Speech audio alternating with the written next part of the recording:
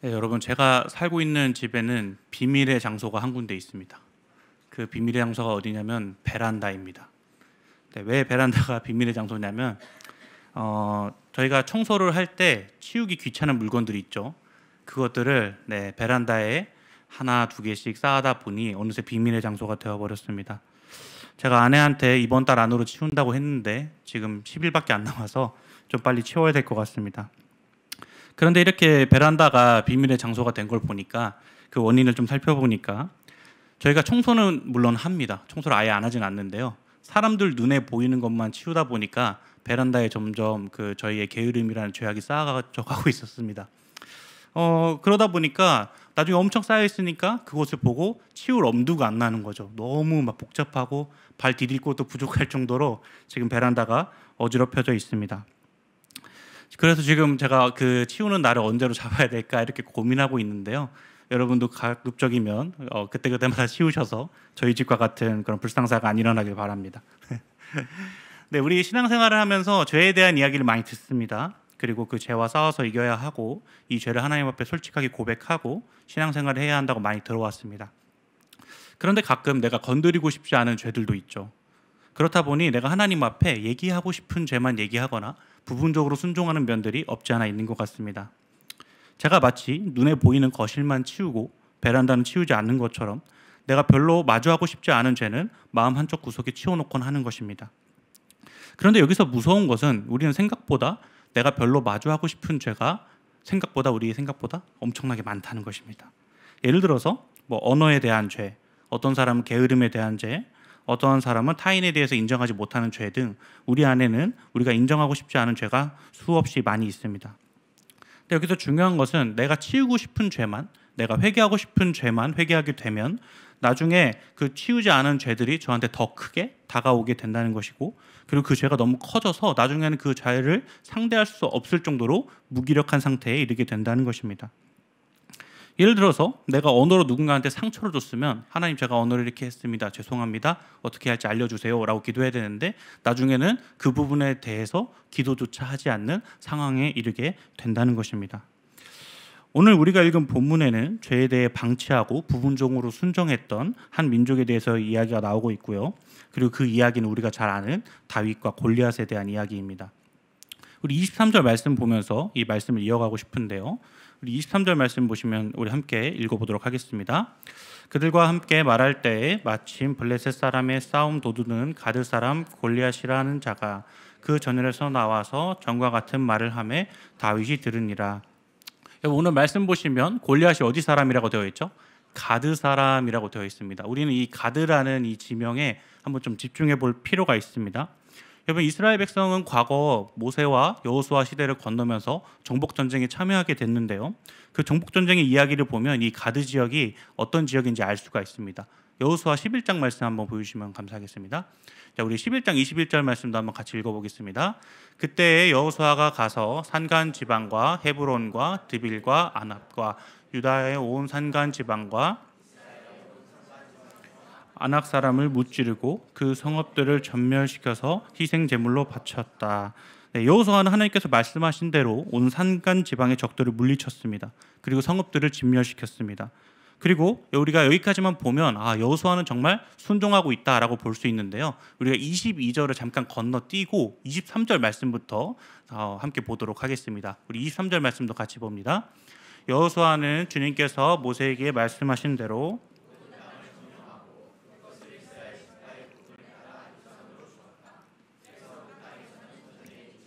사람들은 평화를 누리게 되었다. 우리가 중간에 22절만 빼놓고 보면 정말 완벽한 해피엔딩 스토리입니다. 하나님이 말씀하신 대로 다 했고 점령했고 잘 땅도 나눴고 이렇게 해서 행복하게 살았습니다 하고 땡 하면 되게 행복한 스토리죠. 그러나 하나님은 어김없이 우리에게 22절을 남겨주셨습니다. 우리 22절 말씀도 같이 한번 보겠습니다. 이스라엘 자손의 땅에서는 오직 가사와 가드와 아스돗을 제외하고는 아낙 사람으로서 살아남은 사람이 하나도 없었다. 아낙 사람으로서 살아남은 사람이 아무도 없는데 어디와 어디를 제외하고였죠? 가사, 가드, 아스돗 이곳을 제외하고였습니다. 하나님은 이 완벽한 전쟁 영화에 찬물을 끼얹으신 겁니다. 그냥 넘어가도 될 것 같은데 이렇게만 해도 평화로운데 하나님은 우리에게 22절을 소개하심으로써 그들의 부분적인 순종을 지적하고 계시는 것입니다.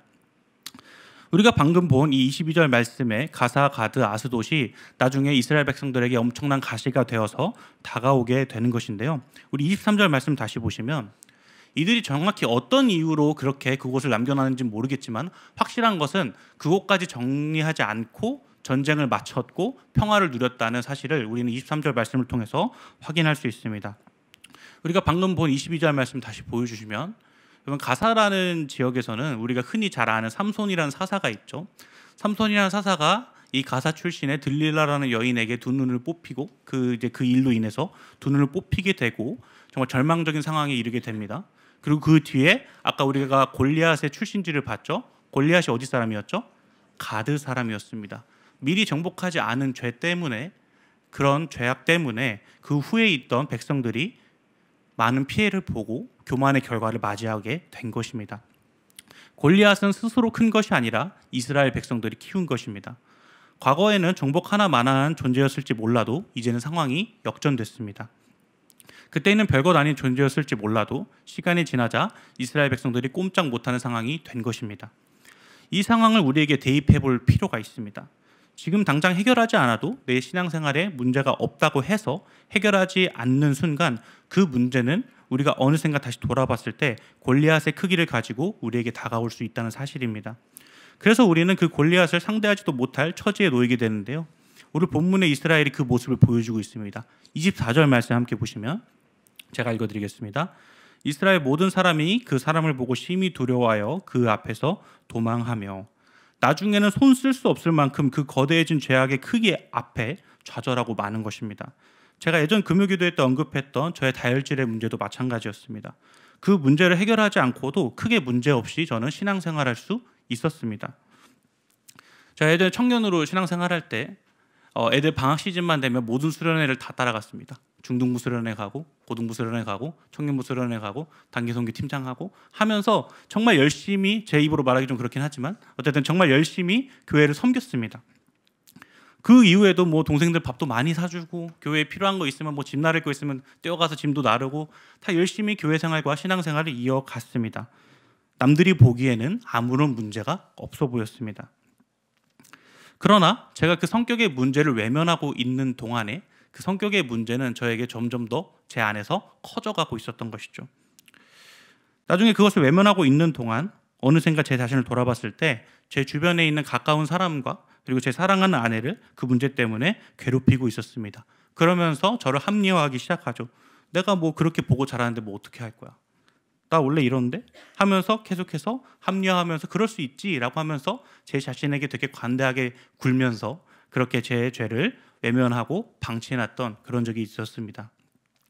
하나님께서 말씀을 통해 어떻게 그 문제를 말씀하시는가가 중요한 게 아니라 그냥 내가 하고 싶지 않아서 내 방식대로 남겨둔 것이었습니다.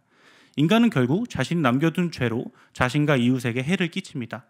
그리고 그 이후에 성격의 문제를 우리가 하나님 앞에 내려놓지 않는다면 우리는 그 문제 때문에 계속해서 가시밭길을 가게 될 것입니다. 제가 만약에 그 이후에 제 성격의 문제를 하나님 앞에 철저히 내려놓고 은혜를 구하지 않았다면 저는 무늬는 목사이고 신앙인일지 몰라도 하나님과 내 가까운 사람에게는 철저하게 신앙인과는 거리가 먼 모습을 계속해서 보여주게 될 것입니다. 저는 이 내용을 이어가면서 우리 여러분에게 두 가지 질문을 드리고 싶습니다. 첫 번째는 뭐냐면요. 내 안에 남겨둔 죄, 부분적 순종의 흔적은 없는가 우리 안을 돌아봐야 된다는 것입니다. 내 안에 남겨둔 죄는 없는가 돌아봐야 하는 것입니다. 과거에 남겨둔 죄의 흔적이 우리에게 골리앗처럼 커져 있는가 이 부분도 함께 봐야 되는데요. 이 부분에 대한 좋은 예시로 마태복음 19장의 한 부자 청년의 이야기를 통해서 우리는 그것을 또 확인해 볼 수 있습니다. 마태복음 19장 말씀 보여주시면 제가 읽어드리겠습니다. 어떤 사람이 주께 와서 이르되 선생님이여 내가 무슨 선한 일을 하여야 영생을 얻으리이까? 라고 말을 합니다. 한 부자 청년이 예수님께 물어봅니다. 어떻게 하면 영생을 얻겠습니까 주님? 이라고 물어봅니다. 이 질문에 대해서 주님은 뭘 그런 걸 물어보고 앉아있어. 계명을 잘 지키면 영생을 얻을 수 있다. 그래서 이 사람이 신이 나가지고 얘기합니다. 오 예수님 저는요 부모님께 순종도 잘했고요. 도둑질도 안 했고 저는 살인도 안 하고 저는 완벽하게 계명을 지켰습니다 라고 얘기합니다. 거기서 예수님은 이 사람에게 허를 찌르는 말씀을 하십니다. 그래, 알겠다. 근데 너가 갖고 있는 소유 팔아서 그럼 가난한 사람한테 나눠주고 와라 라고 얘기했는데 그 청년 어떻게 했습니까? 22절 말씀해 보시면 그 청년이 재물이 많음으로 이 말씀을 듣고 근심하며 가니라 라고 말씀이 기록하고 있습니다. 여러분, 혹시 이 청년의 모습이 우리의 모습 아닙니까? 어떤 부분에 있어서는 정말 과하다 싶을 만큼 순종할 때가 있는데 내가 순종하고 싶지 않은 부분에서는 바로 외면해버리고 있지 않은가 우리는 돌아봐야 하는 것입니다. 근데 우리가 계속해서 내가 외면하고 싶다고 외면하게 되면 그 남겨둔 죄와 불순종은 방금 말씀드린 것처럼 어느샌가 골리앗처럼 커져서 감히 쳐다도 보지 못할 만큼 우리에게 위협적으로 다가와 싸움을 걸게 되는 것입니다. 골리앗이 이렇게 싸움 도두는 이로써 싸움을 걸지만 지금 이스라엘 백성들은 자신들이 키워놓은 이 골리앗이라는 남겨둔 죄의 결과를 바라보며 참회하고 돌아보는 것이 아니라 그저 두려움에 떨고 있었습니다. 25절 말씀 우리 함께 읽어보도록 하겠습니다. 이스라엘 사람들이 이르되 너희가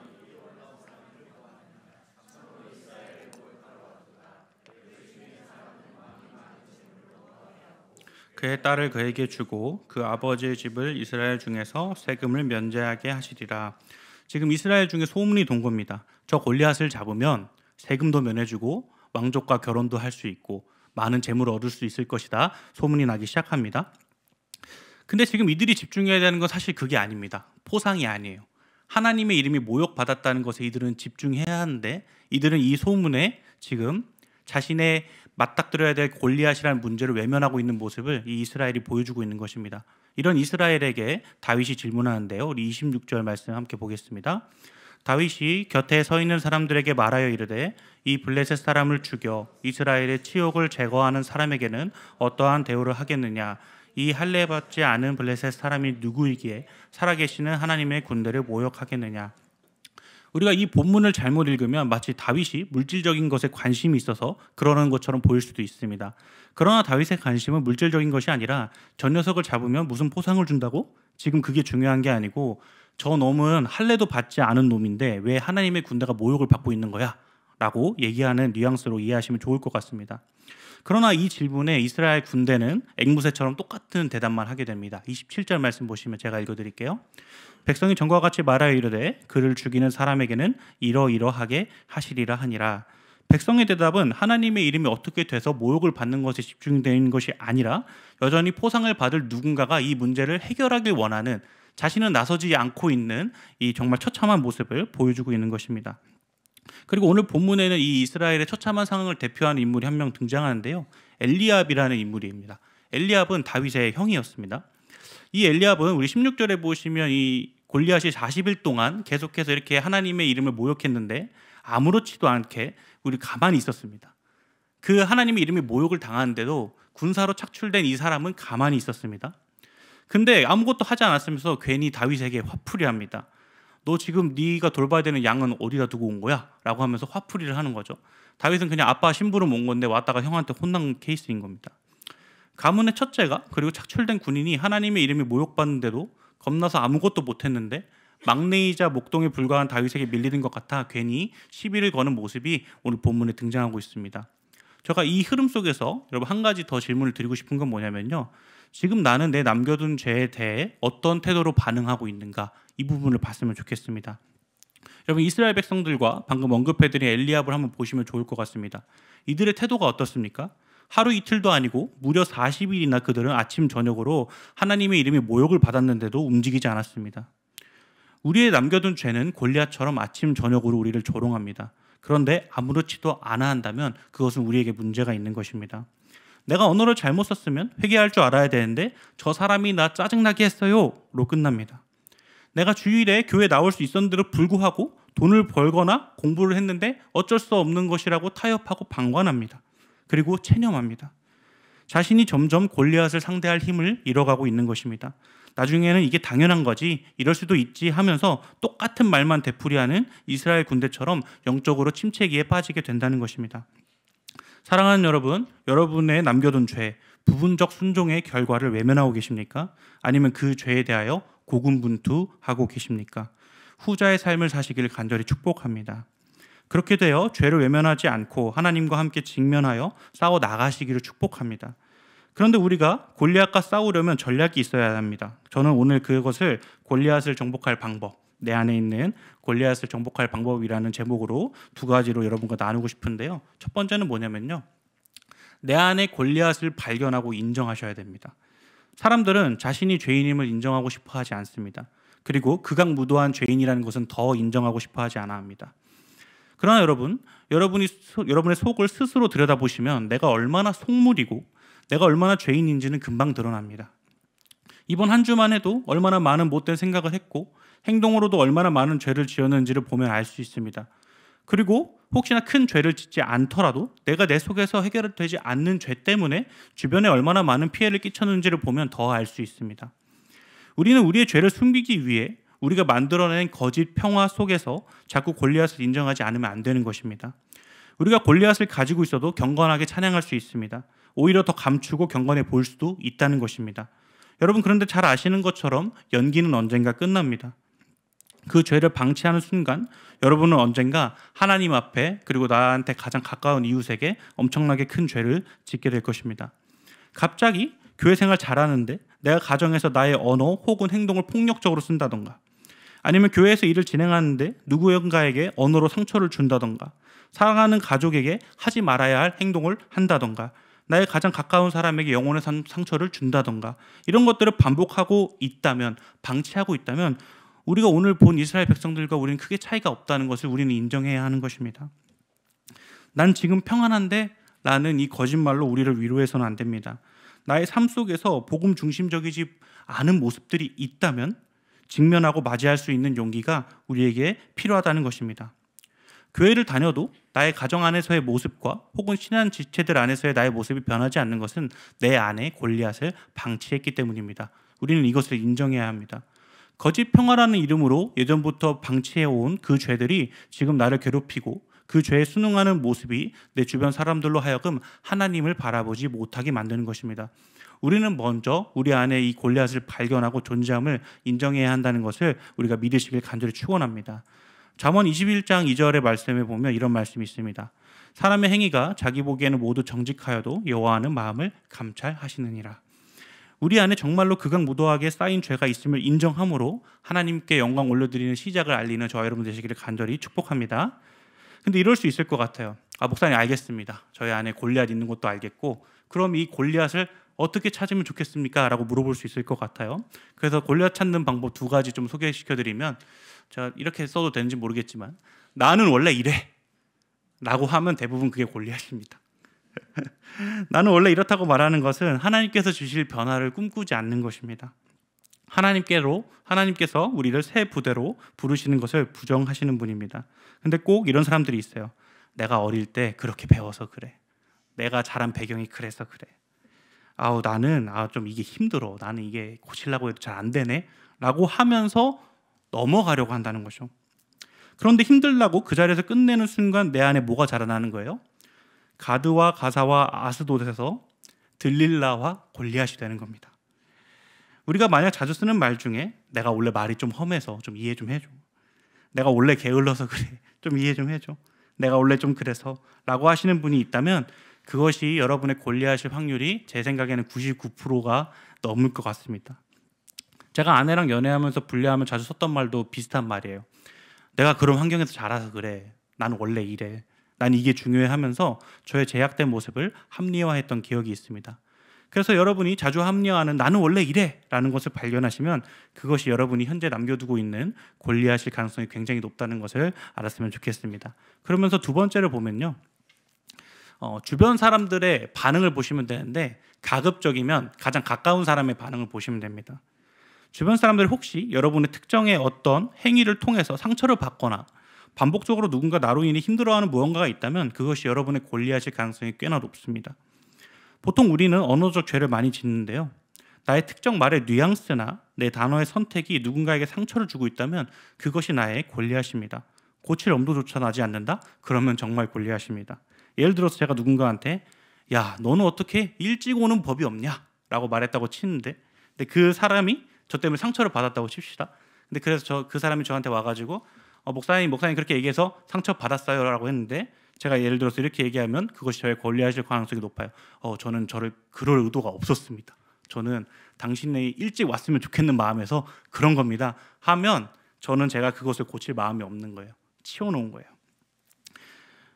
우리가 지금까지 계속해서 과거로부터 숨겨온 골리앗이 지금 발동돼서 우리의 주변을 해치고 있다면 우리는 좀 생각해 볼 필요가 있다는 것입니다. 우리가 이렇게 두 가지로 골리앗을 찾아내는 방법을 살펴봤는데요. 중요한 건 찾아냈다면 우리는 이제 인정해야 돼요. 나는 골리앗이 있구나.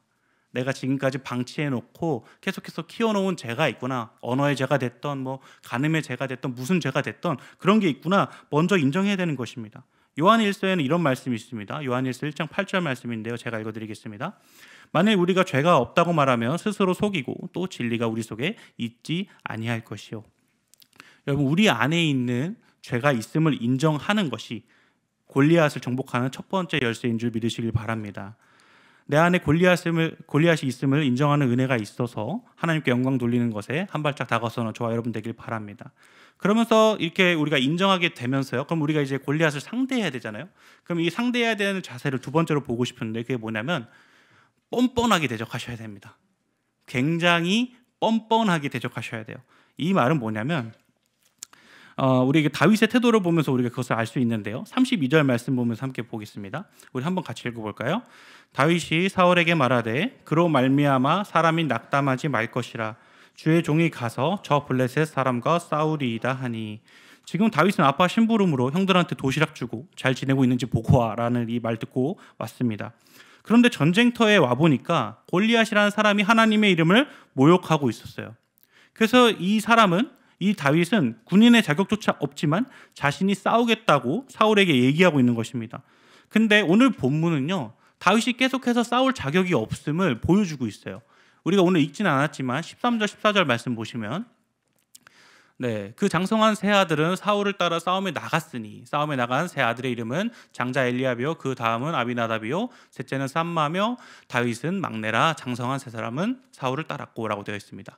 지금 다윗을 뭐라고 표현하고 있죠? 막내라고 표현하고 있고 그리고 그 위에 형들은 장성한 세 사람이라고 되어 있습니다. 누가 봐도 싸울 사람들은 이 장성한 세 사람인 것입니다. 뿐만 아니라 사울의 말에서도 다윗은 싸울 자격이나 요건이 전혀 갖춰져 있지 않음을 또 보여주고 있는데요. 우리 사울의 말 한번 보겠습니다. 그 다음 말씀 보여주시면 사울이 다윗에게 이르되 내가 가서 저 블레셋 사람과 싸울 수 없으리니 너는 소년이요 그는 어려서부터 용사임이니라. 지금 사울이 얘기하면서 뭐라고 합니까? 소년이라고 얘기합니다. 너는 싸울 그런 게 아무것도 없어 라고 얘기하고 있는 것입니다. 근데 이 이야기를 통해서 골리앗이 저는 짐승도 잡아봤고요. 저는 물매도 던져봤고 이것저것 해봤습니다 라고 얘기하면서 으름장 놔서 결국에 나가게 되죠. 그래서 사울이 자기가 입고 있던 이 병장기를 다 주는데 그게 맞았습니까? 안 맞았습니까? 안 맞았어요. 그러니까 계속해서 오늘 본문은 다윗이 싸울 만한 조건이 하나도 없음을 보여주고 있는 것입니다. 그러나 다윗은 자신이 싸울 만한 조건이 없음을 알매도 불구하고 자기가 싸울 수 있는 어떤 용기가 자기에게 있지 않음을 알매도 불구하고 47절의 말씀을 보면 왜 그렇게 싸움에 나갔는지를 알 수 있습니다. 우리 47절 말씀 한번 같이 읽어보겠습니다. 또 여호와의 구원하심이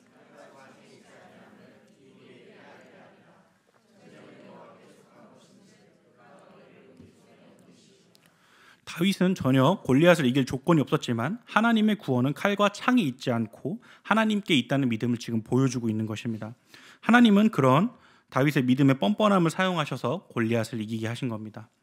누가 봐도 골리앗과 대적은커녕 무서워서 말 한마디 못할 비주얼이지만 그는 하나님이 있기에 지금까지 이스라엘 백성이 외면하여 거대해진 그 거대한 죄악과의 싸움에 대항할 수 있었던 것입니다. 그리고 여러분이 잘 아시는 것처럼 다윗은 골리앗을 죽이고 정복하게 됩니다. 사랑하는 여러분, 우리에게 이런 뻔뻔함이 있기를 소망합니다. 여러분, 짧게는 몇 년 아니면 10년 혹은 몇십 년 동안 우리는 내 안의 죄를 방치한 극악무도한 죄인입니다. 끊임없는 긍휼로 우리를 붙잡아 주시는 은혜 없이는 하루도 살아갈 수가 없습니다. 그러나 우리는 그 은혜를 무기 삼아 대적하는 주의 군사들입니다. 외면하지 말고 그 죄악을 직면하십시오. 그리고 뻔뻔해지십시오. 이렇게 얘기하면 좋겠어요. 맞아, 나 지난 오랜 시간 동안 말로 누군가한테 상처 줬어. 맞아, 나 게으름 때문에 나 때문에 피해본 사람이 한둘이 아니야. 맞아, 나 돈 가지고 싶어서 부정한 방법으로 돈도 벌어봤어. 인정하세요. 그리고 피하면 안 됩니다. 그리고 여기서 더 뻔뻔하게 가는 거예요. 여러분 방금 제가 말한 모습 속에 하나님께 나아갈 수 있는 모습이 하나라도 있나요? 전혀 없습니다. 근데 그게 우리 모두의 모습입니다. 그래서 우리는 뻔뻔해야 됩니다. 하나님 앞에 믿음의 뻔뻔함을 가져야 돼요. 물론 사람 앞에서는 뻔뻔하시면 안 됩니다. 잘못했으면 잘못했다고 가서 얘기해야 됩니다. 근데 중요한 건 뭡니까? 우리를 뻔뻔한 상태에 있는 우리가 계속해서 이렇게 살아가고 있음에도 불구하고 우리를 끈질기게 붙잡으시는 그 은혜만 바라보고 가는 거예요. 그게 믿음의 뻔뻔함입니다. 나의 죄 때문에 진짜 상처받은 사람들이 있으면 용서를 구하면서도 하나님 앞에서는 계속해서 뻔뻔하셔야 됩니다. 죄 사함 받을 만한 조건이 하나도 없는 죄인 중에 괴수들이지만 예수 그리스도의 십자가의 자녀 삼아주시는 은혜로 오늘도 죄악과 싸우길 원하시는 저와 여러분 되시기를 간절히 축원합니다. 또 그렇게 되어서 내 안에 골리앗을 정복하여서 하나님 앞에 나의 신앙의 고백을 온전히 올려드리는 저와 여러분 되시길 바랍니다. 말씀을 맺으려고 합니다. 사랑하는 여러분, 우리가 지금까지 방치한 죄로 인해 누군가에게 상처를 줬거나 방치한 죄로 하나님의 이름이 모욕당한 경험이 있으시다면 하나님 은혜로 돌아가시기를 간절히 축복합니다. 하나님께서는 누가복음 15장의 탕자의 아버지처럼 아무리 죄악 많은 탕자라도 돌아오시길 원하십니다. 여러분의 죄악이 얼마나 쌓였건 상관없습니다. 여러분이 외면하고 있었던 내 내면의 골리앗과 같은 거대한 죄를 직면하시고 그 죄를 주님과 함께 믿음의 뻔뻔함으로 싸워 정복하시는 은혜가 우리 모두 가운데 있기를 축복합니다.